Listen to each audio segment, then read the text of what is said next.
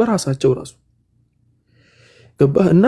ውስጥ ይመጣል በተለይ አንድ ቁርአን ከተነበበ በኋላ ብዙ ወንድሞቻችን እስልምናን የያዙ ወንድሞች ሲጠየቁ ቁርአን ካነበብኩ በኋላ የተረበሽኩት ነው የሚሉት خلاص ቁርአን ካነበብኩ በኋላ በቃ ሰለምኩ ውስጤ ሰልሟል ከራስ ጋር መታገሉ ግን ይኖራል ለምሳሌ እኮ አሁን ወደ ነብዩ ሰለላሁ ዐለይሂ ወሰለም ዘመን ራሱ ብንመለስ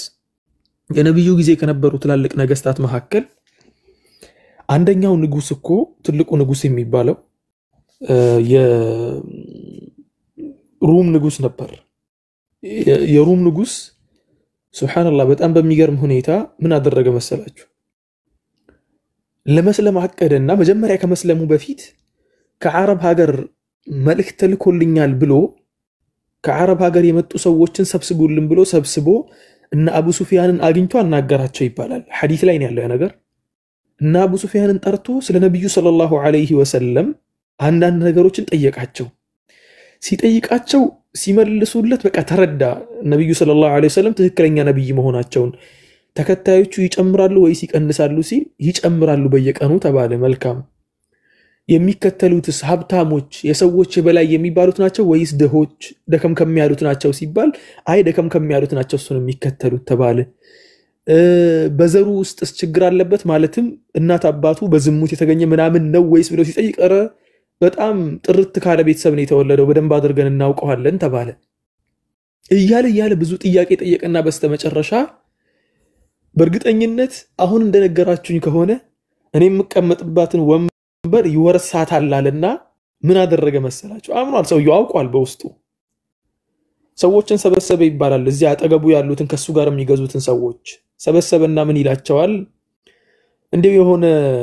ነብይ መጥቷልና እንዴት ትላላችሁ ይሄን ነብይ ብንከተል ሲባል ልክ እንደ አህያ ነበር የተወራጩት ይባላል ሙሽሪኮችም ተናግሯል ጭራሽ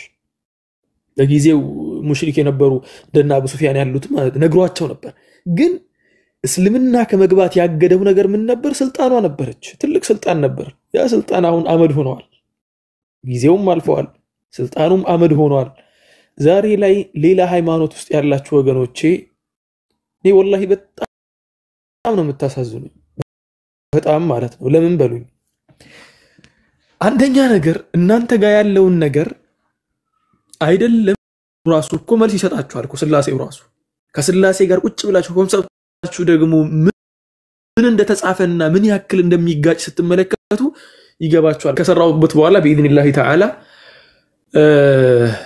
ክርስቲያኖችም እዚያ ውስጥ ያለውን ነገር በደንብ አድርገው ይመለከቱታል ብዬ አስባለሁ በደንብ አድርገው ውስጥ ያለውን ነገር ይረዱታል ብዬ አስባለሁ ያ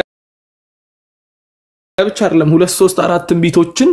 አመጣለሁ ወደፊት በኢድኒላህ አሁን ደግሞ የሚገርማችሁ ነገር ዛሬ ራሱ ያንን ቪዲዮ ሰራለሁ ካልኩ በኋላ የሆነ የጀመርኳት ቪዲዮ አለች መራቂል ወዒ የሚባል ያንን ቪዲዮ ሳልጨርስ እንኳን ይሄኛውን አልጀምርም አልኩኝ መራቂል ወዒ ደግሞ ሰፋ ያለ ቪዲዮ ነው ከራሴ ጋር ግብ ውስጥ ገብቻለሁ እስቲ ኢንሻአላህ ጊዜ ሳገኝ ይሄንን ቪዲዮ በኳሊቲ ሰራዋለሁ ብዬ አስባለሁ መጽሐፉ ደግሞ ትንቢቱ የተነበየው በቅርቡ አይደለም ትንቢቱ የተነበየው በጣም ጊዜውን በጣም አቅርበው ያስቀመጡ ሰዎች በቅርቡ ነው ይህ መጽሐፍ የተጻፈው ብለው ያስቀመጡ ሰዎች ከኢየሱስ ክርስቶስ መወለድ በፊት በ100 ዓመት ነው ያሉት ራቅ ያደረጉት ደግሞ እስከ 300 ዓመትም ማለትም እስከ 3ኛው ክፍለ ዘመን ከኢየሱስ ውልደት በፊት ከዓመተ ምህረቱ በተቃራኒው ማለት ነው BC የሚባል አለ አይደል ኤዲና BC አይደለም የሚቆጠረው BC ቢፎር ክራይስት 300 ዓመታት ያስቀመጡላቸው አባቶች አሉ ይሄን ነገር ማለት ነው መጽሐፉ ከኢየሱስ ክርስቶስ መወለድ በፊት በጣም የታወቀ መጽሐፍ ነበር መጽሐፉ የተነበዩት ነብይ ደግሞ ሄኖክ የሚባሉት በክርስትና በእስልምና ደግሞ ነብዩላህ ኢድሪስ ናቸው በኢስላም ነብዩላህ ኢድሪስ ነው የሚባሉት እሳቸው እና ነብዩላህ ኢድሪስ አለይሂ ሰላም የኖሩት ደግሞ ከነብዩላህ አደም አለይሂ ሰላም 700 600 ምናምን ዓመት ገደማ ነው 6 ቁሩኖች ናቸው መሐላቸው ያለው ማለት ነው ነብዩላህ አደምና ነብዩላህ ኢድሪስ መሐከል ያለው እና ኢንሻአላህ እስቲ ይሄን ነገር በደንብ አድርጌ በሰፊው ለማስቀመጥ ሞክራለሁ ቪዲዮው ደግሞ ሊረዝም ይችላል እውነተኛው መንገድ የሚፈልጉ ስለ መጽሐፍ ቅዱሳቸው በደንብ አድርገው መረዳት የሚፈልጉ ብዙ ክርስቲያኖች አሉ በተለይ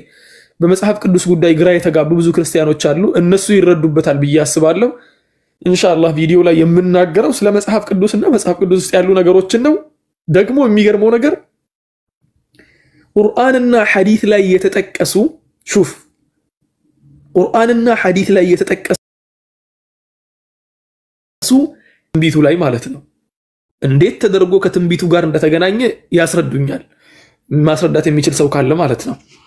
እና ያኔ ያለው እስቲ ኢንሻአላህ አላህ የነገ ሰው ይበለን። ቪዲዮ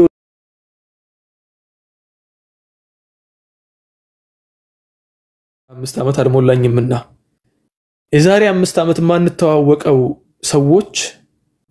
አንዳንድ ወንድሞች ደግሞ የዛሬ 5 ዓመት በሌላ እሳቤ ላይ ነበሩ፣ በሌላ አስተምህሮት ላይ ነበሩ፣ በሌላ ሃይማኖት ላይ ነበሩ። የረብ العزة والجلال ችሎታ ደግሞ ተመልከቱ። ያ ሙቀልብ القلوب ثبت قلوبنا على دينك የሚባለው ለዚህ እኮ ነው። ነብዩ ሰለላሁ ዐለይሂ ወሰለም የሰው ልብ የሚባለው የሰው ቀልብ የሚባለው ነገር የአላህ Subhanahu Wa Ta'ala بين اصبع من اصابع الرحمن ያሉት ነብዩ ሰለላሁ ዐለይሂ ወሰለም የአላህ Subhanahu Wa Ta'ala እጅ ውስጥ ያለች አላህ Subhanahu Wa Ta'ala እንደፈለገ የሚገለባብጣት ነገር ናት ልብ ማለት። ስለዚህ ወንድሞችና እህቶች አላህ ልባችን እንዲያጸናው ዱዓ አድርጉ። አንድ ሸይኽ ነበርና ያ ሸይኽ አላህ Subhanahu Wa Ta'ala መልካም ስነ ምግባሩ ወፍቆታል። በጣም ጥሩ ሰው ነው። ሲናገር መልካም ነው የሚናገረው፣ ሲሰራ ጥሩ ነገር ነው የሚሰራው። ልጆቹም በጣም መልካም ልጆች ነበሩት እና ተጠየቀ እንዴው ሸይኽ በህይወቶት የማይረሱት ነገር አለ እንዴ? ከዱዓ መሃል የማይረሱት ዱዓ አለ እንዴ? ይሄን ሁሉ ነገር ያመቻቸሉት አንደኛ ነገር ለራሶት በጣም መልካም ሰው ነው። ሁሌ ፊቶት እንደፈካ ሁሌ እንደተጫወቱ ከሰው ጋር እንደተቃለዱ የነብዩን ሱና እንደተከተሉ ነው ሁሌ። ልጆቹት ደግሞ እንዳለ መልካም ልጆች ነው ያሉትና እንዴት ነው የሚያደርጉት ለብቻ የሚያስታውሱት ዱዓ አለ እንዴ ሲባሉ ሁለት ዱዓዎችን ረስቼ አላውቅም አሉ። ሰላት በሰገርኩ ቁጥር ሁለት ዱዓ ረስቼ አላውቅም። አንደኛው ربنا لا تزغ قلوبنا بعد إذ هديتنا وهب لنا من لدنك رحمة إنك أنت الوهاب ربنا لا تزغ قلوبنا بعد إذ هديتنا ልቦቻችንን አንዴ ወደ ቀጥተኛው መንገድ ከመራህልን በኋላ ወደ ጥመት አታስገባን ያ ረቢ ብዬ አላህን ለምነው ነበር። ሰላትን እየሰገደ መልካም ነገር እየሰራ አላህን እየተገዛ ጥሩ ነገሮችን እያደረገም ልቡን አይተማመንም። ምክንያቱም የአላህ ስራ አይታወቅማ አላህ Subhanahu Wa Ta'ala ቻይ አምላክ ስለሆነ። ሁለተኛው የማልረሳው ዱዓ ደግሞ ربنا هب لنا من ازواجنا وذرياتنا قرة اعين واجعلنا للمتقين اماما ربنا هب لنا من ازواجنا وذرياتنا الله ሆይ هب لنا ለግሰን من ازواجنا وذرياتنا ከሚስቶቻችን እንዲሁም ደግሞ ከዘርዘሮቻችን ወይ ደግሞ ከልጆቻችን ከቤተሰቦቻችን በአጠቃላይ ለግሰን قرة اعين የአይኖቻችን ማረፊያ የአይኖቻችን መደሰቻ የሆኑትን መልካም ሚስቶችን መልካም ልጆችን መልካም የልጅ ልጆችን ወፍቀኝ ብዬ ለምነው ነበር አላህ Subhanahu Wa Ta'ala። እነኚህ ሁለቱን ዱዓ አልዘነጋም ማለት። ከስራ አስምሬ የምነግራችሁ አንድ ነጥብ ደግሞ አለኝ። ዱዓ ካደረጋችሁ ደግሞ በእርግጠኝነት ረብ العزة والجلال ቃል እንደገባው ሁላ ዱዓ አድርጉ እቀበላችኋለሁ ብሏል። አላህ Subhanahu Wa Ta'ala ቁርአን ላይ ሲናገር እኮ حتى ስለ ዱዓ ጉዳይ ሲናገር ادعوني استجب لكم ብቻ እኮ አይደለም ወንጀል ሰርታችሁ እንኳን ወደ አላህ መታችሁ ተዋድቃችሁ አላህን ብትለምኑት قل يا عبادي الذين اسرفوا على انفسهم لا تقنطوا من رحمه الله እንዲው ከአላህ Subhanahu Wa Ta'ala ረህመት እኮ ተስፋ መቁረጥ የነበረበት ማን ነው? አላህ እንዲህ ብዙ ጸጋ ብሎልን መልካም ነገር ሰጥቶን እንዲህ ጥሩ አድርጎ ፈጥሮን ቀጥተኛው መንገድ አሳይቶን ይሄን ሁሉ ነገር ካደረገልን በኋላ ወንጀል እንሰራለን እንሳሳታለን። ከተሳሳትን በኋላ ግን አላህ Subhanahu Wa Ta'ala ምን ይለናል? መሳሳታችሁን አይደለም قل يا عبادي الذين اسرفوا على انفسهم እናንተ በነፍሶቻችሁ ላይ ከድንበር የተላለፋችሁ ሰዎች ሆይ ነፍሶቻችሁን የበደላችሁ ሰዎች ሆይ لا تقنطوا من رحمة الله ምንም ያክል ብታጠፉ ምንም ያክል ወንጀል ብትሰሩ ምንም ያክል ከአላህ መንገድ ብትርቁ لا تقنطوا من رحمة الله። በዚህ ነጥብ ላይ ትምህርት ይሆናል ብዬ ነው የማስበው ሁላችንም ማለት ነው።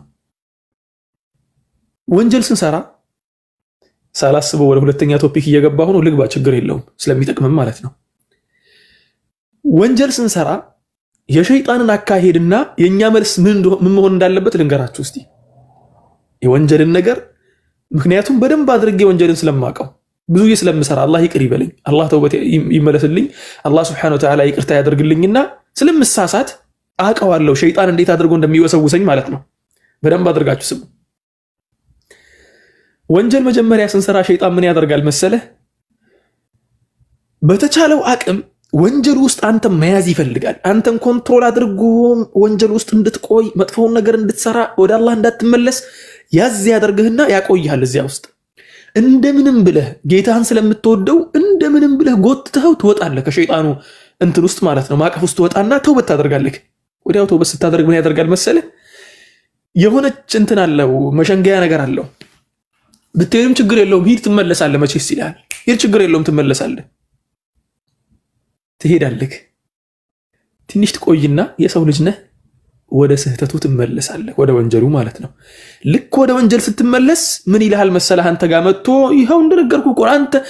አንተ እኮ የአላህ ባሪያ ለመሆን የሆነ የሚቀርህ ነገር እኮ አለ አንተ ወንጀልን አበደን ከወንጀል ርቀህ ልትቆይ አታስበው እኔ አንተም በደንብ አድርጌ ስለማቅህ ነው ከዚያ በኋላ ምን ውስጣችን ላይ ይመጣል እንዴው እንዲህ እየተመላለስኩ ወንጀልም እየሰራው እየተወበትኩም እየሰራው የምቀልድ ነገር አይመስልም እንዴት ይላል ሸይጣን መስሎ ይመስላል ይላል እንዴ በአላህ ከአላህ ጋርም አትሳፈጥ ከአላህ ጋር አትቀልድ ከአላህ ጋር አይቀለድም ላንተ ያሰባ ይመስላል እንዴ ሲልክ ላንተ ያሰባ ይመስልህም ከአላህ ጋር አትቀልድ እንዴ ከአላህ ጋር አይቀለድም ከተወበትክ ነው እንትን ካልክ ደግሞ ወንጀል ከሰራህ ደግሞ ከዚህ በኋላ خلاص ልብህ ውስጥ ምን ይፈጠራል መሰለ አስሬ ከመመላለስ እንደው ሰብሰብ አድርጌ ያጠፋሁት ላጥፋና ከዚያ በኋላ ልመለስ ትላለህ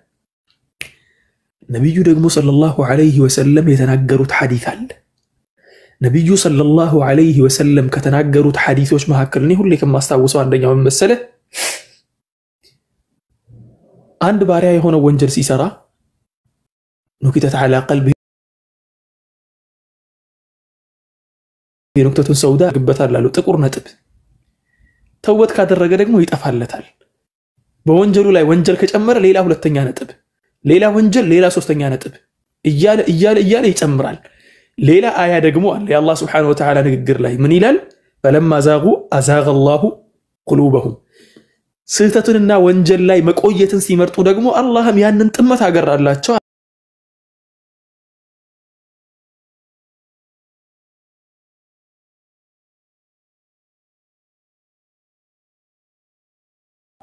ወደ አላህ ከመመለስ ይልቅ ወደ ወንጀሉ መጎተትና ወንጀልስ መቆየቱ እያማረው እየቀረበው ይመጣል ሹፍ ከዚያ ሸይጣን ምንድነው የሚፈልገው ይሄን ነገር ነው በቃ የሚፈልገው እዚህ ደረጃ ላይ መድረስ ነው የሚፈልገው 5 6 7 8 ወንጀል ያሰራህና ሰብሰብ ያስደርጋል ከዚያ በኋላ ተውበት ብታደርግም እሱ ችግር የለበትም ምክንያቱም ከዚህ በኋላ የሆነ አንተን የሚፈልግበት ላይን ስላለው ማለት ነው ምን ያደርጋል መሰለክ ተውበት ስታደርግም ዝም ይልሃል ሄደ ተውበት ታደርጋለህ እንዲሁም ቃል ሁላ እንድትገባ ሊገፋፋህም ቁጭ ብሎ ሊመለከትህም ይችላል ሸይጣን ባይደወይ ቃል እንድትገባ ለአላህ ቃል እንድትገባለት አንተማ ከዚህ በኋላ ምርጥ ያላ በተለይ ረመዳን ሲደርስ አስተውላችሁ ከሆነ ረመዳን ሲደርስ እኮ ለአላህ ቃል የሚገቡ ብዙ ሰዎች አሉ ብዙዎቻችን ለአላህ ቃል እንገባለን እኮ ረመዳን ሲደርስ ለምን እንደሆነ ታውቃላችሁ والله አላህን ስለምንወደው ብቻ ነው አላህን ስለምንወደው ረመዳን ሲደርስ ከአላህ ጋር ያለን ቀረቤታ በጣም ጠንከር ያለ ስለሆነና ውዴታችን በጣም የጨመረ ስለሆነ በዚያ በውዴታ ውስጥ ሆነን ለአላህ ቃል እንገባለታለን ከዚህ በኋላማ ኢንሻአላሁ ተዓላ አበደን አላህ ሆይ ቃል ገባልሃለሁ እንዲህ አይነት ወንጀል ውስጥ አልገባም ትላለህ ድፍን የረመዳንን ወር በመልካም ስነ ምግባር ነው የምታሳልፈው ድፍን የረመዳን ወር ረመዳን ብቻ አይደለም ከረመዳን በኋላም ሊቆይ ይችላል والله ረጅም ጊዜ ማለት ነው ረጅም ጊዜ ልትቆይ ትችላለህ መልካም ስራው ላይ ማንንም አይናገርህም ልክ እዚያ ላይ መቆየትህን ሲያውቅና ልብህ ወደ መልካም ነገሩ በደንብ ማዘንበሉን ሲያውቅ ይመጣልሃል እንደምንም ብሎ በላይ በታች ወንጀል የሚባል ነገር ከራቃችሁ በኋላ በደንብ አድርጋችሁ ስሙኝ እስቲ ወንጀል የሚባል ነገር ከራቃችሁ በኋላ ወደ ወንጀሉ የሚገፋፋችሁን ሰዎች ከራቃችሁ በኋላ መጥፎ ጓደኛን ከዘጋችሁ በኋላ ልክ ልባችሁ ተመልሶ በስርዓት መልካሙን መንገድ ይዛችሁ መጓዝ ስትጀምሩ ትክክለኛው መንገድ ላይ መሄድ ስትጀምሩ ተደውሎላችሁ አይታወቅም ከዚህ ፊት አታቁም ተደውሎላችሁ አታውቁም ከዚህ በፊት እነዚያ መጥፎ የምትሏቸው ጓደኞች ከዘጋችኋቸውና ዜሮ ካደረጋችኋቸው በኋላ በፊት ደውለው ማያቁ ሰዎች ደውለውላችሁ አያቁ ይደውላሉ ለምንድነው የሚደውሉት ተልኳል ይደወላል ትወተወታለህ ትረበሻለህ በቀኝ በግራ ትባላለህ በግድ ጎትቶ ሸይጣን ወደ ነበርክበት ወንጀል ያስገባሃል ከዚያ በኋላ خلاص አንተና እሱ ተጃለሳችሁ ማለት ነው ምን ይልሃል መጥቶ خلاص አንተ እኮ መጀመሪያ ሲመክሩ እኮ አትሰማም ይልሃል خلاص ነግሬህ ነበር መጀመሪያም አንተ አትረባም አንተ የኔ ጓደኛ ነህ خلاص አንተ ውሸታም ነህ ኢማን ራሱ የለህም በአላህ አላመንክም ይላል والله አንዲት እህታችን እኔ ጋር መጣ ወንድሜ ሙዓዝ አለችኝ አቤት والله ወንጀል እየተወበትኩ እየተመለስኩ ወንጀል እየሰራሁ እየተወበትኩ እየተመለስኩ በስተመጨረሻ ካፊር መሆኔ እየተነገረኝ መጣ አለች ማን የነገረሽ አልኳት ልቤ እየነገረኝ መጣ አለች ልቧ አይደለም የነገራት ሸይጣን ነው አጠገቧ ተቀምጦ አንቺ ካፊር ነሽ አላህን አትፈሪውም አላህን አታመልኪው የምታመልኪው ነፍስሽን ነው እያለ እንድታምኚው ያደርግሻል ወይ ደግሞ እንድታምነው ያደርግሃል የሚፈልገው ያ ነው ሸይጣን የሚፈልገው ያንን ነጥብ ነው በቃ خلاص ነብዩ አላህ ያዕቁብ እኮ የተናገረው ነገር እኮ ነበርኩ لا تيأسوا من روح الله انه لا ييأس من روح الله الا القوم الكافرون ከካሃዲያን ውጭ እኮ ከአላህ Subhanahu Wa Ta'ala እዝነት ማንንም ተስፋ አይቆርጥም ማለት ስለዚህ ሸይጣን አንተ ካንተ የሚፈልገው ሌላ ነገር አይደለም አንድ ነገር ብቻ ነው በቃ ተስፋ እንድትቆርጥ ብቻ ተስፋ የምትቆርጥ ከሆነ ሌላ እህታችን ደግሞ የዛሬ 3 አመት ነው ወንድሜ ሙዓዝ እንዲህ አይነት ወንጀል እኔ ይቅርታ አድርጊልኝ እህት ያልኳት ወንጀልሽን ለኔ መዘርዘር የለብሽም ምክንያቱም ምን የነሳህ አባት አይደለም እስልምና ውስጥ የነሳህ አባት የሚባል ነገር የለም የነሳህ አባት ካንተ ራስህ ነህ ወንጀል ሰርተሃል አይደል ራስህን ሰትረህ ወደ አላህ መጮህ ነው የነሳህ አባት አይደለም እኔ ጋር አትናገሪ አልኳት ኡስታዝ አለችኝ እኔ ይቅርታ አድርግልኝና በቃ ተውበት አድርጌ ራሴን ማጥፋት ነው የምፈልገው አለች والله العظيم ተውበት አድርጌ ራሴን ማጥፋት ነው የምፈልገው ምክንያቱም ከዚያ ወንጀል ራሴን መያዝ አቅቶኛል ያ ወንጀል ደግሞ በነገራችን ላይ ሁላችሁም ተخيሉ ከምታደርጉት በላይ ከባድ ወንጀል ነው በጣም ከባድ ወንጀል በጣም ከባድ ሁላችሁም ገስ ማድረግ አትችሉም ከባድ ወንጀል ነው እና ስሚኝ አልኳት እህቴ ራስሽን ያጠፋሽ ቀን ሸይጣን የሚፈልገው እሷን ነጥብ ነው ሸይጣን በነገራችን ላይ የሚፈልገው እኮ የሰው ልጅ ከዱንያም ከአኺራም እንዳይሆን ማድረግ አይደለም መጀመሪያም እኮ ከጀነት የተባረረበት ምክንያት እኮ አባታቸው ኢብሊስ ከጀነት ሲባረር የተባረረበት ምክንያት እኮ ይቺ ነጥብ ናት እኮ ይቺ እህታችን ግን አላህን ከመፍራቷ የተነሳ አላህን ከመውደዷ የተነሳ በቃ በዚህ ወንጀል ላይ ሆኜ ከመሞት ተውበት እንዳደረግኩ ራሴን ባጠፋስ የሚል ነገር ነው ውስጧ አይመጣላት ያን ነገር እሷ በጣም ምርጥ ሐሳብ ያመጣች መስሏታል ሐሳቡን ግን ያመጣላት ሸይጣን ነበር ስለዚህ ወንድሞችና እህቶች ሸይጣን የሚፈልገው ያንን ነው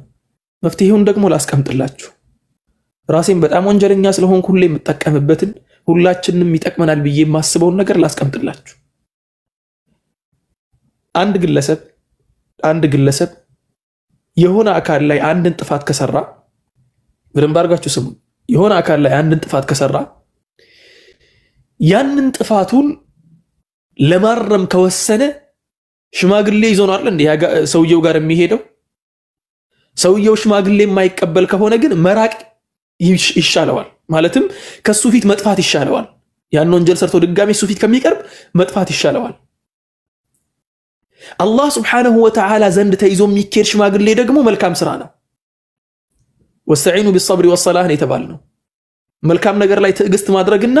ዒባዳን ማብዛት ነው ወደ አላህ ለመቅረብ አንድ ባሪያ ወደ አላህ መቅረብ ሲፈልግ የሆነን ሰው ይዞ የሆነን ሽማግሌ ይዞ አይደለም አላህ ፊት የሚቀርበው ላ አላህ ፊት የሚቀርበው ሽምግልና ሊቆምልን የሚችለው ነገር መልካም ስራችን ነው ጥሩ ስራ የሰራ ሰው መልካም ስራ የሰራ ሰው ዒባዳ ያደረገ ሰው በዚያ መልካም ስራው ነው ወደ አላህ የሚቀርበው መልካም ስራ መስራትን እናብዛ ወንጀሎቻችን ስፍር ቁጥር የላቸውም ወንድሜ እህቴ የሆነ ወንጀል በሰራሽ ቁጥር መልካም ነገሮችን ስራ ከመልካም ነገሮች እንዳይለዩ የምልህ ደግሞ የመጀመሪያው ኢስቲግፋር ማድረግ ነው በልብህ እየሰማኸው ኢስቲግፋር ማድረግ كن هل منه مالتنا استغفار استغفر الله استغفر الله استغفر الله الصور لم لا هي استغفار አይደለም ይሄ ዝም ተብሎ የሚባል ወሬ ነው እሱን አይደለም ቁጭ ብላችሁ ከራሳችሁ ጋር استغفار ማድረግ እየሄዳችሁም ሊሆን ይችላል ሰው መሃል ከተማ ላይ ቆማችሁ ሊሆን ይችላል የነብዩላህ ሙሳ ዘመን ላይ የነበረው ግለሰብ እኮ ወንጀሉን ስንት አመት 40 አመት ሙሉ አላህ ላይ ሲያምጽ ከርሞ ተውበት ለማድረግ እኮ 2-3 ደቂቃ እኮ በቂው ነበር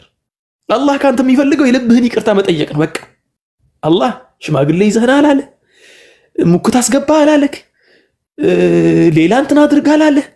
ብር ክፈል አላለ استغفار ማድረግ ከልብ የመነጨ ወደ አላህ የመመለስና استغفار ማድረግ ነው ወንጀሉን ከደገምኩትስ መድገም አይደለም ብትደጋግመው አንድ ሁለቴ አይደለም ሚሊዮን ጊዜ አንድ ወንጀል ብትሰራ ያቺን ወንጀል استغفار ጠይቅ ተግባባን አንድን ወንጀል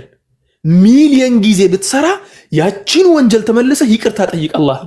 አላህ ሆይ እንዲው ከአንድ አካል ቢሸሽ አንድ አካል እኮ ከሱ ሲሸሽ የሆነ የምትሸሽበት አካል ቢኖር እኮ ነው አይደል እንዴ የምትሸሸው ያንን ግለሰብ አንድን ግለሰብ እኮ የሆነ ነገር አጥፍተህበት ብትሸሽ የምትሸሸው ሰላም ለመፈለግ ነው ከአላህ ተሸሽቶ ደግሞ የትም ሰላም አይገኝም ስለዚህ ወዴት ነው የሚሸሸው ወደ አላህ ነው የሚሸሸው ففروا الى الله ያለው ወደ አላህ ሽሹ ከማን ነው ወደ አላህ የሚሸሸው በአላህ ላይ ወንጀል ከሰራህ ወይ ደግሞ ወንጀል ከፈጸምክ በኋላ ወደ አላህ ነው የምትሸሸው አለቀ ታጠፋለህ ወደ አላህ ነው የምትሸሸው ጥሩ ነገር ታገኛለህ ወደ አላህ ነው የምትሸሸው አንዴ አይደለም ሁለቴ አይደለም ሴም የሆነ ሰራ ለምሳሌ አንድ ወንጀል አለ እኔ ያስቸገረኝ እንበል ያን ወንጀል ሰራ ሁለተኛ ደገምኩ ሸይጣን መጥቶ እንዴ አንድ ወንጀል ሁለቴ ደግመህ ቺማ ቀልድናት እቺ ተውበት አይደለችም ይላል ተውበት ነው ምን አባቱ ያመጣል ሸይጣንስ ቢሆን ተውበት ነው خلاص አስተግፊሩላህ በልበ ሙሉነት አላህን ይቅርታ ትጠይቀዋለህ አለቀ ንስሐ ግባ ተብሎ ሚስጥርህን ለሰው መናገር የለ እንትን አድርግ ማለት የለ አለቀ ንስሐ ስትገባ ከአላህ ጋር ነው የምትገባው رب العزة والجلال فيت لفيت تقمطه በጨለማ ውስጥ ያ ረቢ ይሄን አጥፍቻለሁ አንተም ታውቃለህ ያጠፋሁትን እነኛ ያጠፋኋቸውን ወንጀሎችን በአጠቃላይ ማንም ሊምረኛ አይችልም ማንም ደግሞ አንተ ፊት አማላጅ ሊሆነኛ አይችልም አንተ ካልፈቀድክለት በስተቀር እኔ ደግሞ አንተ ጋር ስመጣ ምንም ይዤ አልመጣሁም ያንተን ውዴታ ብቻ ነው ይዤ የመጣሁት አንተን ለመጠየቅ ነው የመጣሁት አንተ ፊት ለማልቀስ ነው የመጣሁት የተናነሰ ባሪያ መሆኔን ለማሳየት ነው የመጣሁት እኔ ትንሹ ባሪያ ወራዳው ባሪያ ወንጀለኛው ባሪያ ወደ አንተ ሸሽቻለሁ ያ ረቢ ታደገኝ ትላለህ ከዚያ ወንጀል ቀስ በቀስ ወንጀሉን ተዋዋልክ የሆነ ባሪያ ነበር በዚህ አጋጣሚ የሆነ ሰሃቢ ነበር ይህ ሰሃቢ ወንጀል ይሰራ ነበር በነገራችን ላይ ሰሃቦችም ወንጀል ይሰሩ ነበር እነሱ ከኛ በጣም ይለያሉ ሰሃቦች በጣም ከኛ በላይ የራቁ ናቸው ለምን ሲባል እነሱ ወንጀል ባጠፉ ቁጥር استغفارቸው በጣም ይበዛ ስለሆነ ነብዩ ሰለላሁ ዐለይሂ ወሰለም ስላዩ ብቻ በጣም ከፍታ ላይ ናቸው ምክንያቱም እነሱ ያዩት ሰው ሙሉ ሰው ነበር አለይሂ ሰላቱ ወሰለም ነብዩ መሐመድ ሙሉ ሰው ናቸው ከሳቸው ጋር መዋል በራሱ የሚያወርሰው ነገር አለና ማለት ነው እና ከሰሃቦች መካከል አንዱ ሰሃቢ ይጠጣ ነበር ጠጥቶ ይመጣል ይገረፋል እንደ ጠጣ ይናገርና ይገረፋል ጠጥቶ ይመጣል ልገረፍ ብሎ ይገረፋል ምክንያቱም መገረፍ አለበት 40 ነው የሚገረፈው ከዚያ በኋላ ደግሞ በኢጅማዕ ወደ 80 እንትን ተደርጓልና ይገረፍ ነበር ያ ግርፊያ ሰሃቦች ተመለከቱና ምን አይነት ሰው ነው ይህ ወንጀል መስራት የማይታክተው ምን አይነት መጥፎ ሰው ነው ብለው ተናገሩ ሰሃቢዩን እኮ ነው ነብዩ ሰለላሁ ዐለይሂ ወሰለም እነሱ እንደዚያ ሲሉ ይሰማሉ ከዚያ ምን አሉ ነብዩ ሰለላሁ ዐለይሂ ወሰለም ተውት እንዴው እንዲህ የሚመላለሰው እኮ ከአላህ ውዴታ መሆኑ ነው ማውቀው አሉ ሰለላሁ ዐለይሂ ወሰለም ማለትም ባጠፋ ቁጥር መጥቶ የሚመለሰው ተውበት ያደረገ እየተቀጣ የሚውለው አላህም ቢፈራና ነብዩም ቢወዳቸው ነው ብለው ሰለላሁ ዐለይሂ ወሰለም ተናገሩ በሌላው ሪዋያ ላይ ደግሞ አንዱ ሰሃቢ ብዙ ጊዜ ደጋግሞ ወንጀል ሲያጠፋ ነብዩ ሰለላሁ ዐለይሂ ወሰለም ሲነገራቸው እከሌኮ ሰላት ይሰግዳል ወላኪን ወንጀሎችን ይሰራል ሲባል ደግሞ ደዑሁ ሰተንሃሁ ሰላቱሁ አሉ አትምከሩት ማለት አይደለም ምከሩት ወላኪን እንደንትና አድርጋችሁ ተዓይር አታደርጉት خلاص ستنهاه صلاته ان شاء الله ወደፊት ተከለከለዋለች አሉ ተከለከለ ባሪያው የአላህ ባሪያ በቆይታ ብዛት ተከለከለ በስተመጨረሻ ምን ልላችሁ ፈልጌ ነው ተውበት ማድረግ ወደ አላህ መመለስ የአላህ መውደዳችን መገለጫ እንጂ የመጥፎነታችን መገለጫ እንዳልሆነ እንወቅ ያንተ አስሬ ወደ አላህ ተመልሶ ተውበት ማድረግ ያንተ ክፉነትን አይደለም የሚገልጸው ያንተ መልካምነት ያንተም ጥሩ ባርነት ነው የሚገልጸው ምክንያቱም አላህ Subhanahu Wa Ta'ala شوف ቁርአን ላይ እኮ አላህ ሲናገር እኮ ነው والله የአላህ ቃል እኮ አንዳንዴ በጣም ተጠምታችሁ ቀዝቃዛ ውሃ ተጣጣችሁ ታውቃላችሁ ተጠምታችሁ ማለት ነው ቀዝቀዝ ያለ ብዙም ያልቀዘቀዘ ውሃ ተጣጣችሁ ታውቃላችሁ የአላህን ቃል አንዳንድ ጊዜ በጣም ባስፈለገኝ ሰዓት ላይ ሲሰማ እንደዚያ ነው ፊልም ማድረገው رب العزة والجلال القرآن لا يسيناغركو سلا سو لج باهرينا سلا الله سبحانه وتعالى مننت سيناغر والله يريد ان يتوب عليكم الله እኮ ከናንተ የሚፈልገው እናንተ ይቅርታ ጠይቃችሁት ሊምራችሁ ነው የሚፈልገው አለቀ خلاص الله ከኛ የሚፈልገው ምንድነው ተውበት መጠየቁን ነው እሱስ ለኛ የሚወደው ነገር ምንድነው يريد ይፈልጋል አለ رب العزة والجلال ምን ነው የሚፈልገው ان يتوب عليكم እናንተ ይቅር ማለት ነው የሚፈልገው የውዴታን ጥግሲ ተመልከቱ ቢላሂ አለይኩም ማለት ምሳሌ አድርግላችሁ እስቲ የሆነ ልጅ አሳደጋችሁት ጥሩ ነገር ሰራችሁለት ልብስ ገዝታችሁ ምግብ አብልታችሁ ምን ብላችሁ 10 አመት ሙሉ አሳደጋችሁት የወለዳችሁትን አይደለም ያሳደጋችሁትን እየተናገርኩ ያለሁት ይህ ልጅ ተመልሶ ባኪዶ ደዛ ካለ አንድ ቀን ከዚያ በኋላ እኮ ይቅርታ ትሉትም ሽማግሌ አይደለም ለምን የሀገር ሽማግሌ ለምን ሰብስቦ አያመጣም ሚሊየን ሰው ቢያመጣ አትሰሙትም ከዚያ በኋላ 10 አመት ብቻ አሳደጋችሁት እኮ ነው ለዚያውም ደግሞ አብልታችሁ አልወለዳችሁትም ይሄን ልጅ ስላሳደጋችሁት እኔ እኮ አሳድጌው የምን ማሳደግ የሆነ 2 ቀን 3 ቀን ለጓደኛ ሁለታ ውለህለት እኮ ተጣልታችሁ መሐላችሁ ሽምግልና ሲቀመጡ እኔ እንዲህ አድርጌለት እኮ የዚያን ቀን ታስታውሳለህ ብለን የ2 ቀን መልካምነትን አይደል እንደ ያነሳን የምንናገረው ሁሌ አላህ እኮ ፈጥሮን አኑሮን እስልምና ሰጥቶን ይሄን ሁላ ውለታ ከዋለልን በኋላ ትላልቅ ወንጀሎችን እንሰራለን ትላልቅ ወንጀሎችን አላህ Subhanahu Wa Ta'ala ግን ምን ይላል يريد ان يتوب عليكم ይቅር ሊላችሁ ይፈልጋል ሸይጣኖችስ ويريد الذين يتبعون الشهوات እነዚያኮ ፍላጎታቸውን የሚከተሉና ሁሌ እንደ በግ የሚነዱት ለፍላጎታቸው ብቻ አዳሪ የሆኑት ለፍላጎታቸው ብቻ አዳሪ የሆኑት ሲባል በነገራችን ላይ ሸይጣንና የጠመሙ ብቻ አይምሰላችሁ አንዳንድ ጊዜ አንዳንድ ሰዎች መልካሙን መንገድ የያዙ ይመስላቸውና ራሳቸውን በጣም ቅዱስ አድርገው ሌላውን እርኩስ አድርገው ሌላውን ወንጀለኛ እሱ መልካም ያላህ ባሪያ ነው ከሱ በላይ ሰማይ ብቻ ነው የቀረበ ምንም ነገር አልቀረም እሱ ሱብሃንአላህ አንዴ ካለ ከሱ ውጭ ማንንም የለም እሱ ያላህን መንገድ ያዘው እሱ ነው ጀነት የሚገባው እሱ ነው እናንተ ደግሞ ሰብሰብ ብላችሁ የሆነ መንደር መፈለግ አለባችሁ ነው በአኺራው የሱ እይታ ነው እንግዲህ እነሱም ከዚህ አይርቁም ምክንያቱም الذين يتبعون الشهوات ነው እንጂ ያለው አላህ Subhanahu Wa Ta'ala ካፊርን ብቻ አይደለም የተናገረው እነዚያ ፍላጎታቸውን የሚከተሉት በፍላጎታቸው የተነዱ አላህ የነገረንን ነገሮችን ረጋ ማረጉን ነገሮችን ማለዘቡን ነብዩ ሰለላሁ ዐለይሂ ወሰለም በሽሩ ወላ ተነፍሩ የስሩ ወላ ተዓስሩ ብለው ሲናገሩ እኮ በነገራችን ላይ እንዳይዘረግፍ ምናምን እየተባለ ነው ወንድሜ ጃቢር መናገር አለበት መሰለኝ ወስቶ አንተና አይደል ችግር የለውም ገና ነው ስታስቀጥሉ ችግር የለውም እና በሽሩ ወላ ተነፍሩ ነው ያሉት ሰዎችን አበስሩ ነው ያሉት ጀነት ከፊት ለፊት ሆኖ እየጠበቀ ሁሌ ስለ ጀሃነም ብቻ የምታወራበት ከሆነ ሰው ራሱ እኮ ግራ እየተጋባ እኮ ነው የሚሄደው الله سبحانه وتعالى أعددت لعبادي الصالحين ما لا عين رأت ولا أذن سمعت ولا خطر على قلب بشر كون يا رب العزة والجلال أعددت لعبادي الصالحين رقاق باروتشي كو يزقات جهوتال ما لا عين رأت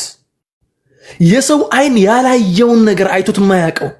ولا أذن سمعت يسو جورو سمتوت ما يكون نقر ولا خطر على قلب بشر يسو لب قس عدرقوت ما يكون قمتوت ما يكون نقر نما زقات جلاتشو ይሄን የመሰለ ጀነት ተዘጋጅቶ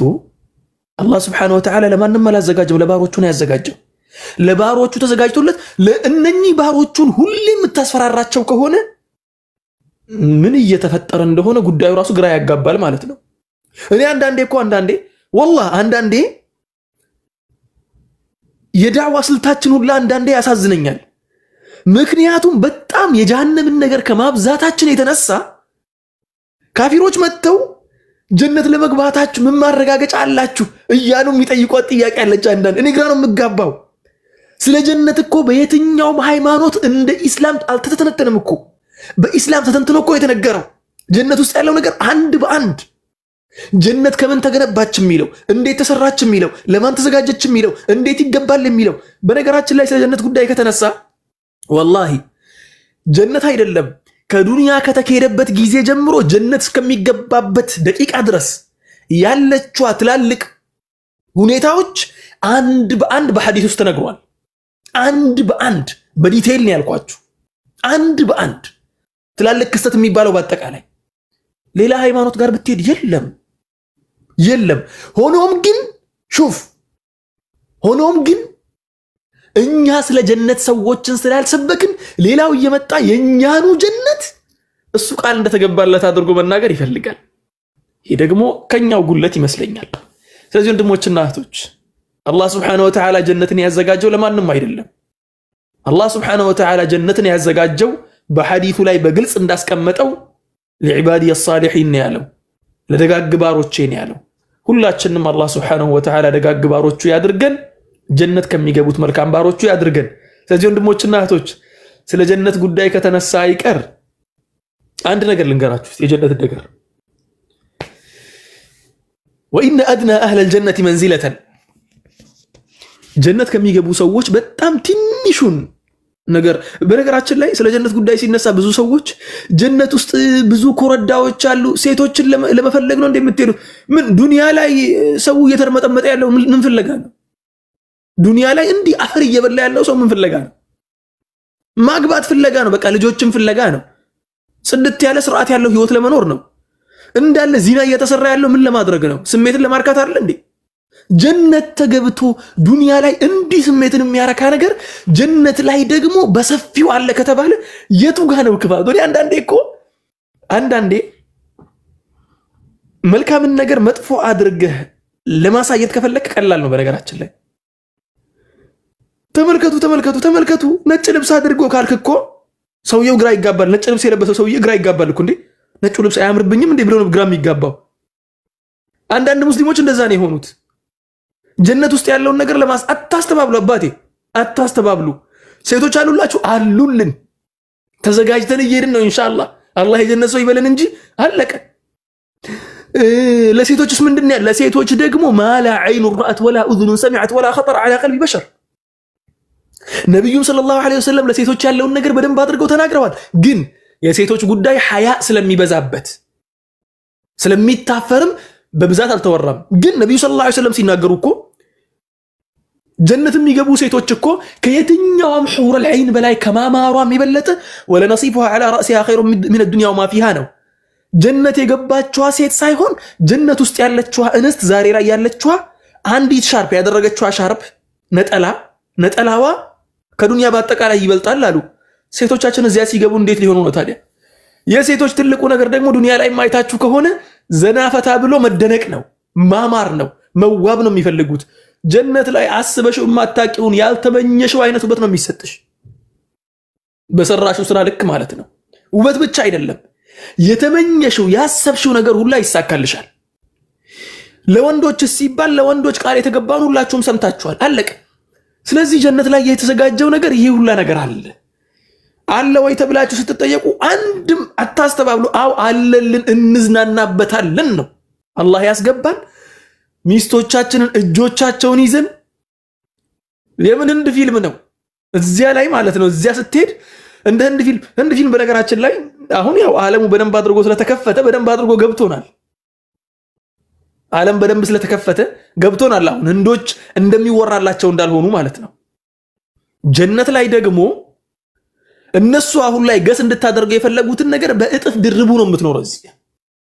እዚህ አሁን ህንድ ፊልም ላይ የምታየው አበባ ማቀበሉ እንትን ማለት የለም። ሰው ዱንያ ላይ ለጁምዓ ሰላት አይደለም የሚወጣው። ጀነት እኮ የጁምዓ ቀን የምትወጣው ለመዋብ እኮ ነው የምትወጣው። ውበትን ለመጨመር ወጣ ብለህ ገበያ ወጥተህ ስትመለስ ውብ ሆነ ኑር በኑር ሆነ ነው የምትመለሰው። ስትመለስላት ባለቤትህ ግራ ትጋባለች። እንዴት ነው ያማረብህ? የሆነ ጊዜ እንዲህ ስለ ጀነት እያወራሁ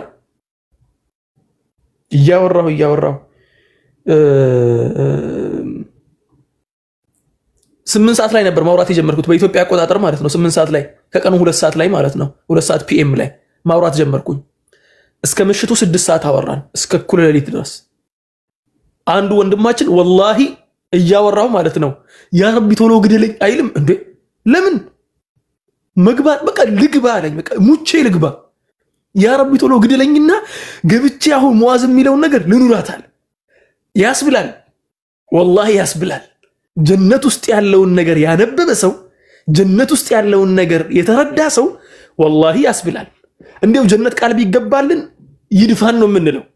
ችግር የለብንም እኛ ለመደፋቱም ማለት ነው። ምንም ችግር የለብንም። ጀነት ቃል ተገባልን ለመግባት ዝግጁ ነን። ችግር የለብንም ለማለት ነው። ምን ልላችሁ ፈልጌ የጀነት ነገር በጣም ደስ የሚል ነገር ነው። ከጀነት ገቢዎች መካከል ሹፍ ከጀነት ገቢዎች መካከል የመጨረሻ ድሃ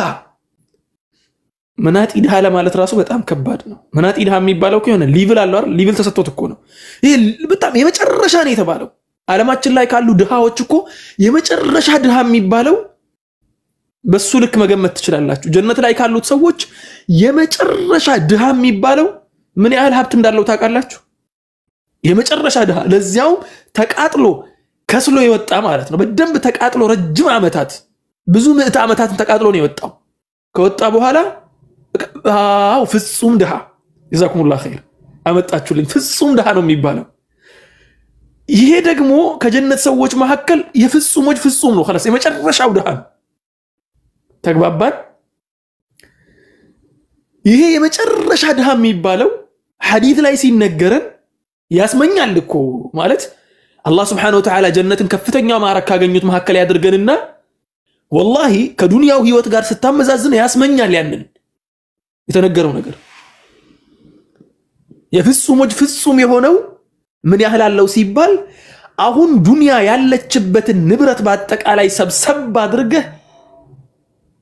11 እጥፍ አለው። አሁን ዱንያ ላይ ያለውን ንብረት በአጠቃላይ ሰብሰብ አድርገህ ይሄን 11 እጥፍ ነው ያለው። አስባችሁታል? 11 እጥፍ ማለት አስባችሁታል? እውነት መጣ ማይክ ተከፍቷል። እውነት መጣ ማይክ ተከፍቷል። እና ምን ልላችሁ ፈልጌ ነው የጀነት ነገር ለዚያውም ደግሞ ያኛው እንዴት አድርጎ ጀነት እንደሚገባ እስቲ ልንገራችሁ። እንዴት አድርጎ ጀነት እንደሚገባ ልንገራችሁ። በዱንያ ላይ ወንጀል ይሰራ ስለነበር እውነት መጣ እስካሁንም ማይክ አልተዘጋም። ሹፍ ወንጀል ይሰራ ነበር ዱንያ ላይ መልካም የሚባል ነገር አልነበረው። ለመልካም ስራ ለጥሩ ነገር ማድረግ አልነበረውም። ግን በፈጣሪ ያምን ነበር። ማመኑ ብቻ ነበር እሱን ያዳነው ማለት ነው። በአላህ አመነ። ከዚያ ይህ ባሪያ ምን ይሆናል? ይቃጠልና አላህ Subhanahu Wa Ta'ala ፕሮሰሱ በጣም ረጅም ነው። ሐዲሱም በጣም ረጅም ነው። በዚያ ረጅም ሂደት ውስጥ ካለፈ በኋላ ወደ ጀነት አላህ Subhanahu Wa Ta'ala ያቀርበዋል። ምክንያቱም የጀሃነም ሰዎች ከጀሃነም ሲወጡ ቀጥታ ወደ ጀነት መግባት ሳይሆን ይታጠባሉ። ጀሃነም ውስጥ የነበረው ማንነታቸው ሙሉ በሙሉ አውልቀው እንዲያስቀምጡት ማለት ነው። ከነጡ በኋላ ነው ጀነት የሚገቡትና ወደ ጀነት መጥቶ ሲገባ ግራ ይጋባል ይባላል። ልክ ሲገባ መስታወት በመስታወት ሆነበትና እንዴው አላህ Subhanahu Wa Ta'ala ቃል የገባለት ነገር ይህ ሁላ ንብረትህ ነው ሲባል ግራ ተጋባና ያ ረቢ ጀነት እኮ ባሮችህ ሞልተውታል እንዴት አድርጌ ነው ጀነትን የምገባው ብሎ ሲጠይቅ አላህ Subhanahu Wa Ta'ala ትልቅ ንብረት አሳየውና እንዲህ ያለ 11 እጥፍ ተሰጥቷል ተባለ። ያ ንብረት ደግሞ የዚህን ዱንያ ንብረትን በአጠቃላይ ከዚያም በላይ የሆነ ነው።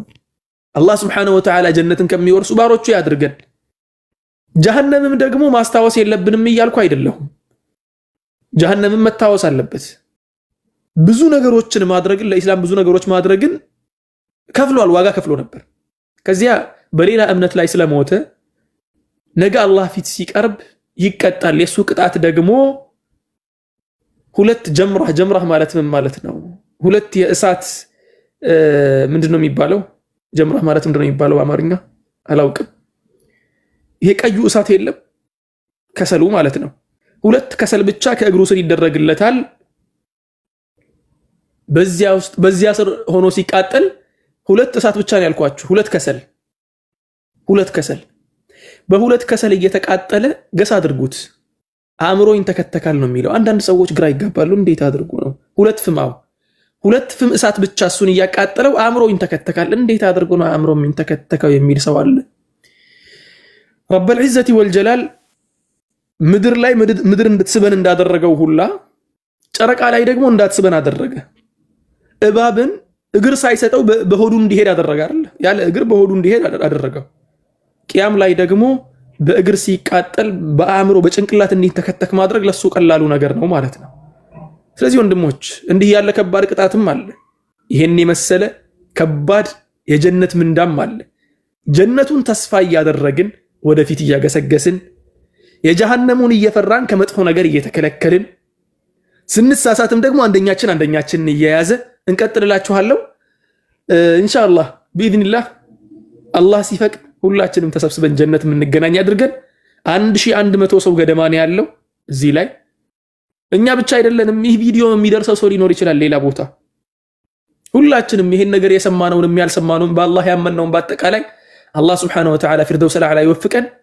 ያላመኑትን የፈጠራቸውን ፈጣሪ የካዱትን ደግሞ አላህ Subhanahu Wa Ta'ala ቀጥተኛው መንገድ ይምራቸው ሐቀኛው መንገድ ያሳያቸው ጀነት ሰፊናት ወንድማችን ጃቢር ባለፈው እንደዚያ ሲል ነበር ጀነት ሰፊናት ወጀነቲን عرضها السماوات والارض ያለው አላህ Subhanahu Wa Ta'ala የጀነት ስፋት እንዲህ ተብሎ በሜትር የሚለካ አይደለም عرضها السماوات والارض ያለው አላህ Subhanahu Wa Ta'ala የሚገመት የሚተነተን አይደለም ሰማይን ምድርን ያጠቃለለ ያክል ስፋት ያላት ፍጥረት ናት ጀነት ብሎ ማለት وعدت لمن ለማን የተዘጋጀችው አላህን ለፈሩ ባሮች ሁላችንም አላህ መፍራት ግዴታችን ነው ያን እንወቅ አላህን ስንፈራው ደግሞ አምነንበት ነው የምንፈራው በነገራችን ላይ አንድ ኮንሰፕት አለ ብዙ ጊዜ ሰዎች የሚሳሳቱበት አላህን ስገዛው ወድጄ ብቻ ነው የምገዛው የሚል ኮንሰፕት ስህተት ነው አላህን ወደን ነው የምንገዛው ነዓም ስንወደው ደግሞ እየፈራ ነው ለምንድን ነው የምንፈራው መቅጣት ሲፈልግ አይቀጡ ቅጣት ስለሚቀጣ እንደ አላህ የሚቀጣ የለም መቅጣት ከፈለገ ምክንያቱም ሁሉም ፍጡሮቹ ስለሆኑ እንዴት አድርጎ እንደሚቀጣ ማንንም አይነግረው ሊብሉም ማንንም አያሳውቀው መቅጣት ከፈለገ ይቀጣልና ሸዲዱል ዒቃብ እኮ ነው ያለው አይደል እንዴ ቅጣቱ በጣም ከባድ የሆነ አምላክ ነው ያለው ስለዚህ አላህ Subhanahu Wa Ta'ala ይቅርባይ መሐሪ አምላክ ነው መሐርታን ለማድረግ ወይ ደግሞ ይቅር ለማለት እኮ ይቅርታ ማለትን ብቻ ነው የሚፈልገው ሹፍ የአላህ Subhanahu Wa Ta'ala ይቅርታ ምን ያክል ቅርብ ነው ተመልከቱ አላህ አንተን ይቅር ለማለት አስተግፊሩላህ ማለት ብቻ በቂ ነው አንተን ለመቅጣት ግን የሆነ ነገር ማሰብህ ብቻ በቂ አይደለም ላ ማሰብ ብቻ አይደለም ሄደ በተግባር ማሳየት አለበት ምክንያቱም ነብዩ ሰለላሁ ዐለይሂ ወሰለም እኮ ሐዲታቸው ላይ ሲናገሩ እኮ አንድ ባሪያ የሆነ መጥፎ ነገር ካሰበ ያንን በማሰቡ ብቻ አይቀጣም አሉ من هم بسيئة فلم يعملها كتبت له عند الله حسنة አንድ ባሪያ መጥፎ ነገር ልስራ ብሎ ካሰበ በኋላ አይ አልሰራም ማለት ፈጣሪ ይቆጣኛል ብሎ ከተበ አላህ Subhanahu Wa Ta'ala በመልካም ነገር ይጻፍለታል ለምሳሌ ዚና አስበህ ነበር ያንን ዚና መስራት ቻንሱ ነበር ማለት ቻንሱ ክፍት ነበር በቃ አይ ለአላህ ብዬ ልተው ብለህ ተውክ አላህ Subhanahu Wa Ta'ala በዚያ ነገር አላህ ፊት ትመነዳልክ በትልቅ ምንዳ ነው የምትመነዳው ለአላህ ብሎ መተውን እንዳደረገ ሰው ማለት ነው መተው በቃ خلاص ያንን መተው ድርጊት እንዳደረገ ሰው ነው የምትመነዳው አላህ ፊት ሹፍ ያንን መጥፎ ነገር ከሰራስ ወይ ደግሞ መልካም ነገር ከሰራስ መልካም ነገርን ከነየተ ደግሞ በመነየቱ ብቻ አጅር አለው አሉ መጥፎ ነገርን በመነየቱስ ነይቶ ትቷል መልካሙን ነገር ከነየተ በኋላ ነው የተው ትቶትም አጅር አለው መልካም ነገር መጥፎ ነገርን ከተወ ግን አጅር አለው ነው ማለት ካልኩሌሽኑ ራሱ እኮ አይመጣም ስታስቡት በእኛ ሂሳብ ስናስበው መጥፎ ነገር አስበ ስትተው ምንዳ አለክ መልካም ምንዳ ጥሩ ነገር አለክ አጅር መልካም ነገር አስበ ስትተው መልካም ነገር አለክ አጅር ማለት ነው ስለዚህ ለዚያ እኮ ነው ብዙ ጊዜ መልካም ነገር ነይቱ ነው የሚባለው ባትሰሩ እንኳን ነይቱ መነየቱ ራሱ እንደሰራ ይቆጠርላችኋልና ከሰራው ሲባል በ10 ይባዛለታል በ10 እጥፍ አንድ ብር ሰጠ አንድ ብር ነየትክ ካልሰጠህ 1 ብር አለህ አላህ ዘንድ ከሰጠህ ደግሞ 10 ብር ተይዞልሃል 1 ብር አይደለም የሚያዝልህ 10 ብር ተደርጎ የሚያዝልህ መጥፎ ነገር ለመስራት አሰብክና ተውከው ከተውከው አጅር ይጻፍልሃል ያን ነገር በመልካም ነገር እንዳደረክ ተደርጎ ከሰራኸው ደግሞ كتبت له عند الله سيئة واحدة ያለው አንድ መጥፎ ነገር ሆኖ ነው የሚጻፍልህ መልካም ነገር ሲሆን በ10 እጥፍ መጥፎ ነገር ሲሆን ደግሞ አንድ ብቻ እጥፍ የሚባል ነገር የለም ለዚያ ኮን አላህ Subhanahu Wa Ta'ala ቁርአን ላይ ሲናገር وما ربك بظلام للعبيد ያለው መልካም ነገር ስንሰራ በ10 እጥፍ መጥፎ ነገር ስንሰራ በአንዲቷ ብቻ ያቺኑ ደግሞ ተውበትህ ይጠበቃል ተውበት ካደረክ ወዲያው ነው የሚጠፋው ወዲያው አስባችሁታል ስንት ወንጀል ተሰርቶ ስንትና ስንት ወንጀል ሰርተ 2 አመት 3 አመት 4 አመት 5 አመት ወንጀል ውስጥ ቆይተ ያን ሁሉ ወንጀል አላሁ ይቅር በለኝ ካልክ ምሬሃለሁ ምን አይነት እዝነት ነው ምን አይነት እዝነት ነው ስታስቡት والله አንዳንድ ጊዜ የአላህ Subhanahu Wa Ta'ala እዝነትን ስንመለከት ስናስበው ራሱ ከባድ ነው ማለት ከኛ ወንጀል ብዛት ስንቴ ስናጠፋ ከርመን መተን ብቻ አስተግፊሩላህ ስንል መተን ብቻ አላህ ሆይ ማረን ስንል በአንዲት ማርታ በመጠየቃችን ብቻ ምንማር ከሆነ እዝነቱን አስቡት ስለዚህ ወንድሞች ነብዩ ሰለላሁ ዐለይሂ ወሰለም ሐዲታቸው ላይ ሲናገሩ كل امتي يدخلون الجنه الا من ابى ሁሉም ኡመቴ እኮ ሁሉም ህዝቦቼ ጀነት ገቢዎች ናቸው الا من ابى እምቢ ካለ ሰው በስተቀር እምቢ ያለ ሰው ብቻ ነው እንጂ ጀነትን የማይገባው እሺ ያለ ሰው በአጠቃላይ ጀነትን ይገባታል ከዚያ ሰሃቦች ግራ ቢጋቡ ጠየቋቸው አንቱ የአላህ መልእክተኛ قيل ومن يأبى يا رسول الله ጀነትን መግባት እምቢ የሚል ሰው አለ እንዴ ጀነትን የመግባት እድል አግኝቶ አልፈልግም የሚል ሰው አለ እንዴ ተብለው ሲጠየቁ ምን አሉ من اطاعني دخل الجنه ومن عصاني فقد ابى ቃሌን የሰማና የተገበረ ሰው ጀነትን ለመግባት ወሰነ ቃሌን አልሰማም ያለ ሰው ደግሞ فقد ابى አልፈልግም ብሎ አለፈዋል ስለዚህ ወንድሞችና እህቶች ከነብዩ ሰለላሁ ዐለይሂ ወሰለም ወሲያዎች ደግሞ ትልቁና ዋነኛው ኢስቲግፋር ነው إني أستغفر الله في اليوم أكثر من 70 مرة عندهم دقمو إني أستغفر الله في اليوم 100 مرة يا لبت حديث عنه أن يكون بكمته جزين واستغفار ما درجوا أستغفر الله وأتوب إليهم ملوالو إن يوم النزاع استغفار ما بزات على لبن يتوبة مسفرت الأسكمت الله شو بستمج الرشا يتوبة مسفرت تلالك صوت مسفرت وتشالو لتوبة يا توبة دقمو يا وانجل دقمو كسو حق قاريتي يا زكو هنا دقمو مسفرتو أردتي هنا المالتنا እነኚህ የተውበት መስፈርቶች የመጀመሪያውና ትልቁ የተውበት መስፈርት እየሰራን ያለነውን ወንጀል ማቆም ነው ወንጀሉን ማቆም አንድ የመጀመሪያውና ትልቁ መስፈርት ማለት ነው ሁለተኛው መስፈርት ደግሞ አልመለስበትም ብለን መወሰን ነው شوف العزم على عدم العودة ነው ያለው ላለመመለስ መወሰን አለመመለስና ላለመመለስ መወሰን ይለያያል በነገራችን ላይ አለመመለስ ብሎ ማለት ተግባር ነው ላለመመለስ መወሰን ደግሞ የውሳኔ ጉዳይ ነው ውሳኔውን ሙሉ በሙሉ ትወስናለህ ከወሰንክ በኋላ ደግሞ ሸይጣን ወስውሶህ የምትመለስ ከሆነ አሁንም ትመለሳለህ ትወስናለህ አሁንም የመጀመሪያው ውሳኔ ከልብህ ከመነጨና ትክክለኛ የልብህ ውሳኔ ከሆነ ተውበትህ ሙሉ በሙሉ ተውበት አግኝቷል አለቀ خلاص በስተመጨረሻ ደግሞ አንድ ብስራት አለኝ ያንን ብስራት ደግሞ አስተዋውሱኝ እስቲ መጨረሻ ላይ ስለ ተውበት ጉዳይ ከተውበት ጋር ተያይዞ ማለት ነው شوف የመጀመሪያው ምንድነው ያልኳችሁ የምንሰራውን አልኢቅላዑ عن الذنب ነው የምንሰራውን ወንጀል ሙሉ በሙሉ ማቆም ነው ሁለተኛው ደግሞ ምንድነው ላለመመለስ መወሰን ነው ተግባባን ማቆም ላለመመለስ መወሰን ሶስተኛው ደግሞ መጸጸትና ወደ አላህ መመለስ ነው Subhanahu Wa Ta'ala ሶስተኛው መጸጸትና ወደ አላህ መመለስ መጸጸት ወደ አላህ መመለስ ከሰራነው ወንጀሉ ደስ ይያለኝ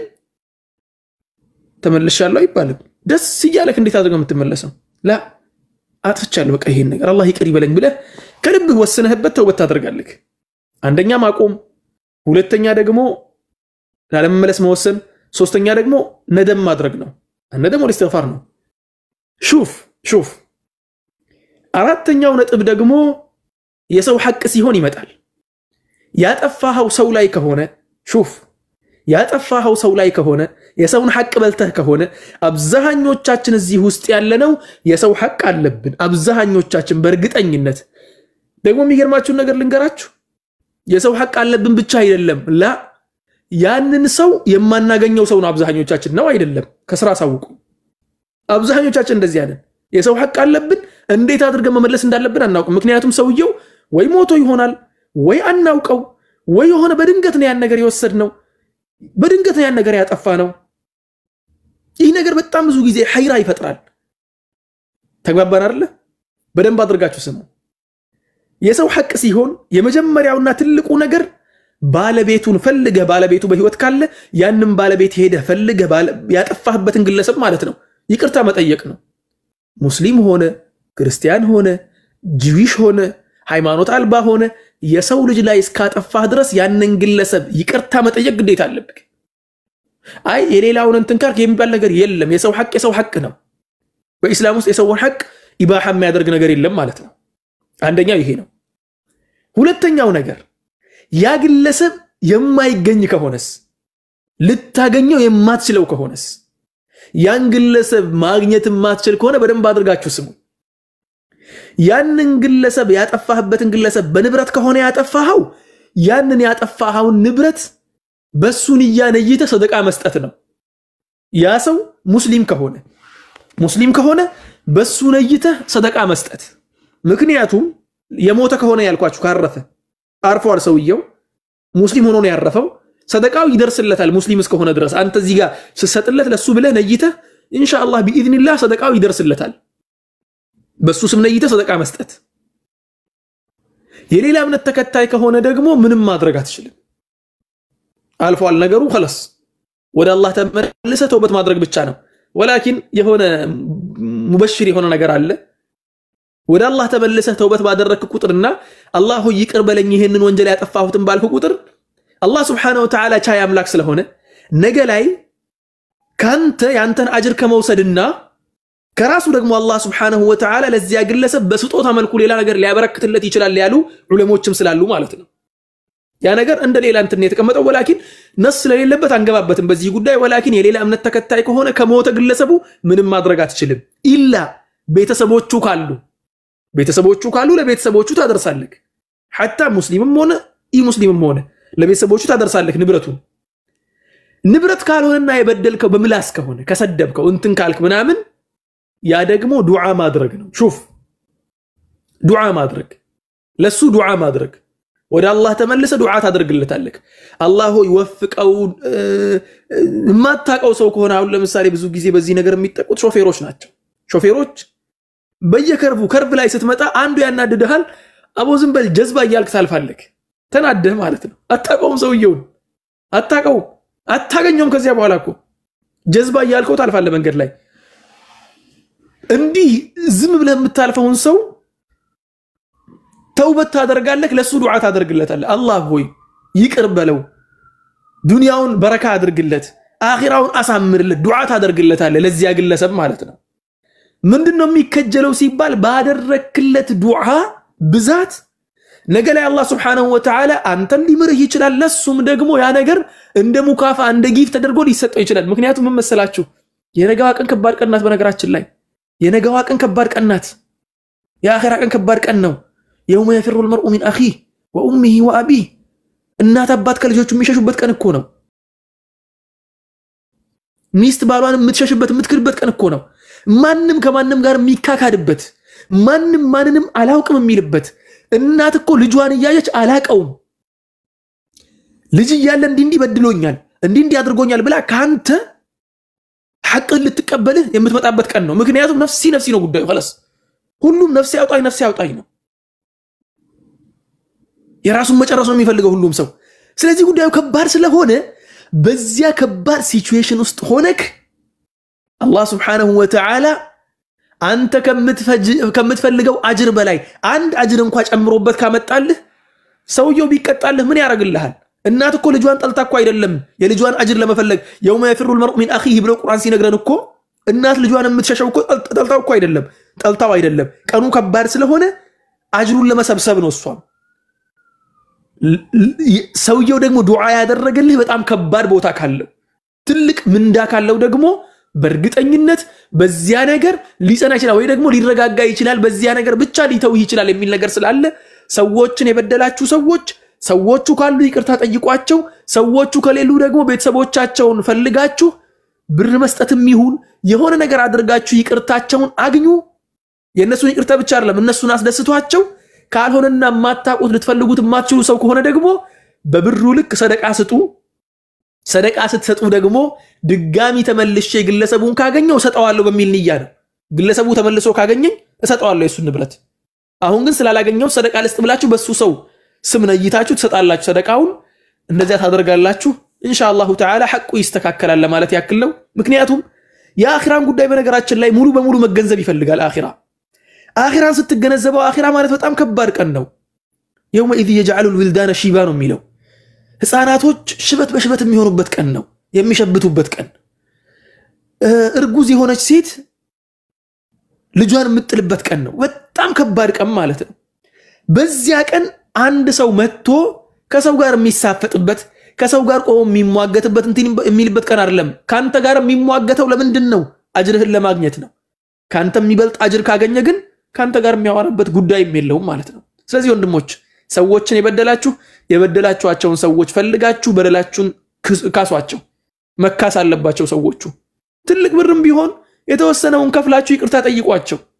ይቅርታቸው ነው ትልቁ ነገር ሌላውን ደግሞ ስታገኙ ተጨምራላችሁና ማለት ነው ስለዚህ ወንድሞችና እህቶች የተውባ ነገር ይሄን ይመስላል በስተመጨረሻ ደግሞ የሆነ ነገር አስታውሱኝ ብያችሁ ነበር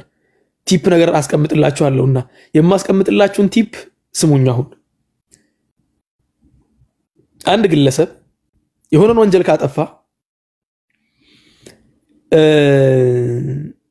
ምንድነው የሚባለው መሰላችሁ የመጀመሪያ ወንጀል ስታጠፋ ወንጀሉ ከበድ ያለ ወንጀል ሲሆን የመጀመሪያ ሲሆንና ከበድ ያለ ወንጀል ሲሆን ከባድ ቅጣት ትቀጣና ቅጣቱ ግን ተግባራዊ የሚሆነው ተፈጻሚ የሚሆነው ሌላ ተጨማሪ ወንጀል ሲሰራ ነው ትባልና ትለቀቃለህ ከእስር ቤት ይሄን ነገር የምታውቁ ሰዎች እስቲ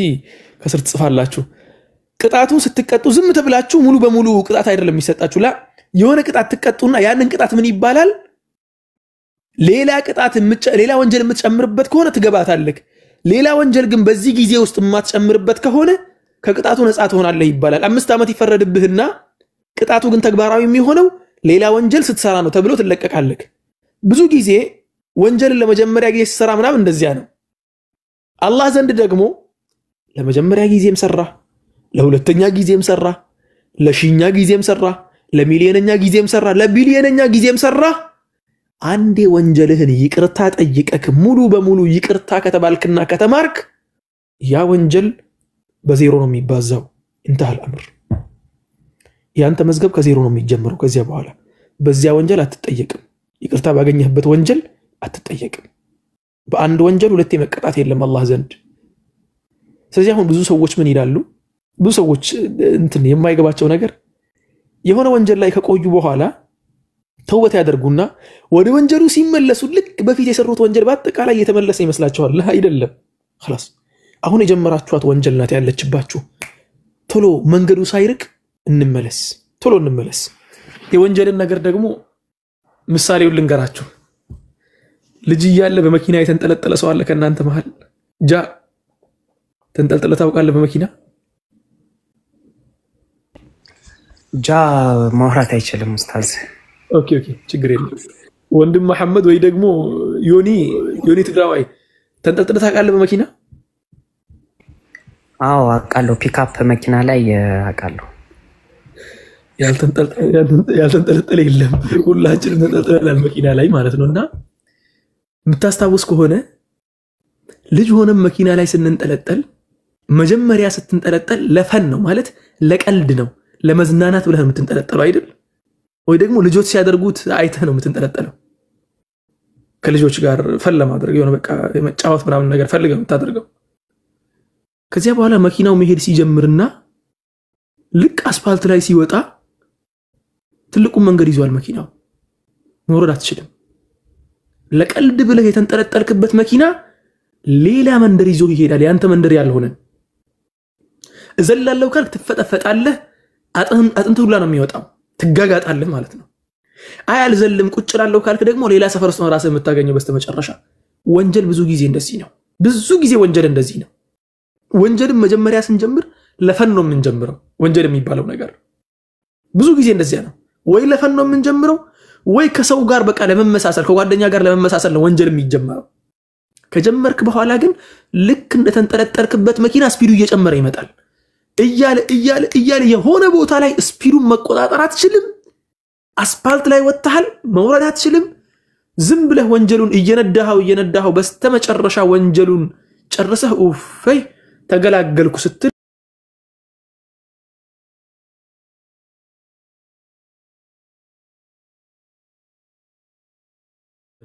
سبحانك إنا كنا من الظالمين سبحانك إنا كنا من الظالمين የሁሉም ባሮችህን እንቅስቃሴ የምታውቀው አምላክ ሆይ ስናጠፋ ለምኑኝ ይቅርታ ጠይቁኝ ይቅርላችኋለሁ ያልከን አምላክ ሆይ ሁላችንም እዚሁ ባለንበት ይቅርታ ለምንሃለን ይቅርታ አድርግልን ያ ረብ العالمين አላህ ሆይ ይቅር በለን እስቲ ሁላችሁም አንዴ ሁላችንም እየሰማን ያለነው አንዴ ምንም እየሰራችሁ ሆኖ ችግር የለው ወንጀል ብቻ አይሁን እየሰራችሁ ያላችሁት ነገር ካለንበት ቦታ ልባችንን እስቲ ወደ አላህ መልሰን ካለንበት መጥፎ ነገር በአጠቃላይ አላህ ይቅር እንዲለን ከልባችን አላህ ሆይ ይቅር በለን እንበል በተለይ ከሰላት የራቅን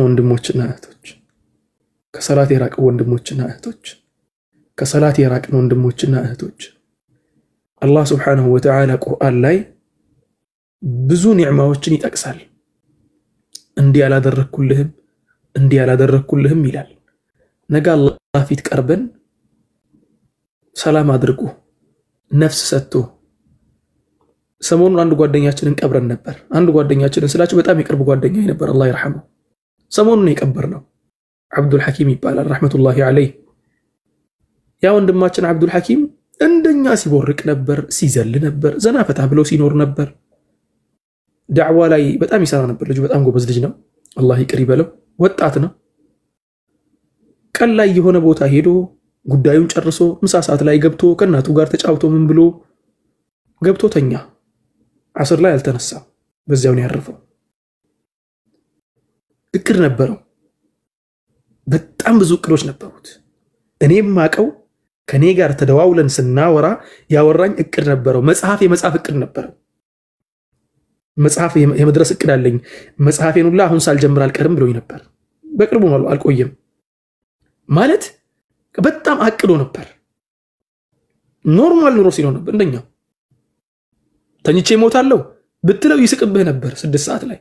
እንዴው በተኛህበት ብትሞትስ ብትለው ይስቅብህ ነበር ምክንያቱም በጣም ጤነኛ ነበር 100% ጤነኛ ነበር ከናቱ ጋር ሲሳፈጡ ነበር hatta እሱን የሰሙ ሰዎች ምን ይላሉ ኡሚ ዘንድሮ ሐጅ መሄድ ፈልጋለሁ ብሎ ከናቱ ጋር ሲቀልድ ነበር ነው ያሉት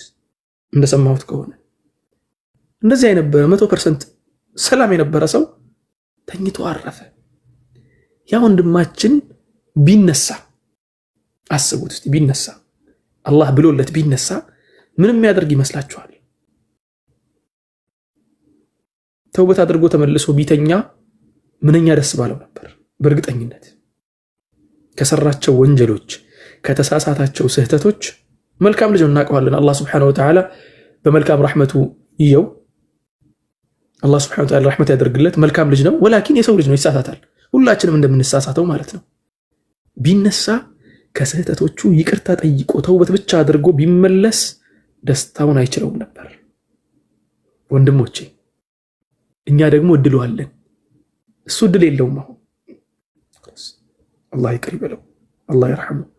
ሁላችሁም አንዴ አላህ ይርሐመው በሉ እስቲ ረህመቱላሂ ዐለይሂ አላህ ይርሐመው እድል የለውም አሁን خلاص የሱ እድል ዝግ ነው የኔና ያንተ እድል ግን ክፍት ነው ተውበት ማድረግ እንችላለን መዝገባችንን ማጽዳት እንችላለን መጥፎ ስራችንን ማረም እንችላለን የተቻለንን ያክል እንኳን ነብዩ ሰለላሁ ዐለይሂ ወሰለም ሁሉ ነገር ላይ 100% ፐርፌክት ሁኑ እኮ አላሉም። ላ ሰድዱ ወቃሪቡ ነው ያሉት። የቻላችሁትን ያክል መልካም ነገር ስሩ፣ የቻላችሁትን ያክል በቃ እኔ ያልኳችሁን ነገር ታዘዙ ነው ያሉት። ማ አመርቱኩም ቢሂ ፈእቱ ሚንሁ መስተጣዕቱም፣ ያዘዝኳችሁን ነገር የቻላችሁትን ያክል ስሩ፣ ራሳችሁን አልፉ፣ ለመድረስ ሞክሩ።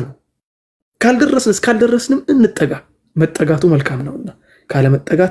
መጠጋቱ በጣም ይሻላል። ስለዚህ ወንድሞችና እህቶች ይሄ ውድ ወንድማችን ዳዕዋው ሴክተር ላይ ስንት ዓመት አብረን ስንሰራ የነበር ነው። የዳዕዋው ዓለም ውስጥ ያስገባኝ እሱ ነው። በነገራችን ላይ ወንድሜ አብዱል ሐኪም አብደላህ የዳዕዋው ዓለም ውስጥ እንድገባ ምክንያት የሆነኝ አንዱ እሱ ነበር። አላህ ይርሐመው። ያ ወንድም ያላገኘውን እድል እኛ አግኝተናል። አልহামዱሊላህ እድል አለን እኛ። እድላችንን ካልተጠቀምንበት ደግሞ ነገ የሆነ ሰው ልክ አሁን እኔ ቪዲዮ ላይ እንደምናገረው የሆነ ሰው ይመጣና ቪዲዮ ላይ ቁጭ ብሎ ዛሬ አንተ እድል አለክ፣ እድል አግኝተሃል፣ ትናንትና ሙአዝ ነዚፍ ሲናገር ነበር እድሉን ሳይጠቀም ብሎ ሊናገር ይችላል። እድሏ ሳታመልጠን እንጠቀማት። እድል ደግሞ ሁለቴ አይመጣም አይደለም የሚባለው። ብልጦች ደግሞ እድልን ይጠቀሟታል በደንብ አድርጎ ማለት ነው። ስለዚህ ወንድሞችና እህቶች